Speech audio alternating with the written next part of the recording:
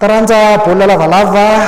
nisan'ny nahazo tombony amin'ny fahavitan'ny lalany ampenaka ny pilalao ny taranja baolina lavalava nandritra ny lalana mpitokanana ary ny zomateo teny andodampenaka dia nahazo fitaovana avy amin'ny fitondram-panjakana ny filevana maromaro eto andrenivohitra amin'ny ity taranja baolina lavalava ity. Tranga teo amin'ny tontolo baolina lavalava androany zany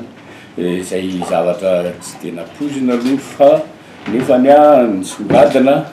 teo amin'ny tantara satria fantatsika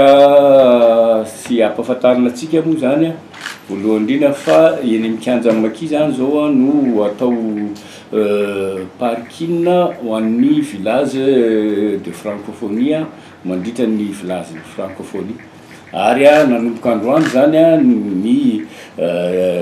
fanomboana ny resaka francophonie zany natomboka tamin'ilay fanokanana ny lalana teny andodampenaka izay moa no mahatonga iteny eto hoe amin'ny mazanaka andodampenaka ny tena koa amin'ny filohan'ny fédération malagasy ny rugby na malagasy rugby amin'ny fahafantarantsika azy sy ny amin'ny conseillan'ny primature ny tena koa izay zany no anaovako varandresaka aminareo amin'izao fotoana zao zavatra nyseho zany dia nazo tena nisongadina mihitsy zany ny fanampiana azo ny tontolon'ny rugby tamin'ny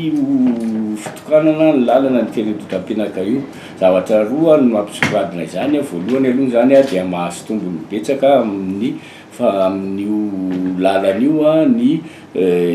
tontolon'ny rugby satria mora kokoa zany ny fandehanana mijery baolina sy manao fanatanjahantena manao rugby eny mikanja maki ary androany dia nisy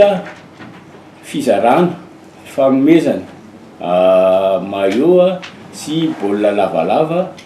tamin'ny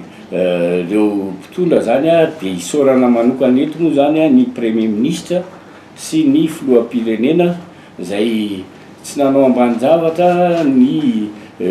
tontolo rugby sy ny mpilalao eny ambany tanàna eny zany fa dia songadina tokoa tamin'ny fanokafana nyity resaka francophonie ity zany ny tontolon'ny rugby rahantsika mahafantatra tsara fa eo amin'ny 5-valopolo club zany no nahazo zany fanomezana izany zany hoe raha 5-valopolo club zany raha ny club eto Antananarivo renivohitra raha ny soratra ara-dalàna dia eo amin'ny 150 eo fa nefany zay nisy koa zany club hafa avy any Tsimondrano nisy avy any amin'ny section Ambohidratrimo izay tonga teo zany nanotrona niny fanokafana sy inauguration zany ny lalana le rocade tandodampenaka iny zany dia izay no antony niantsona nareo mpanao gazety satria tsy dia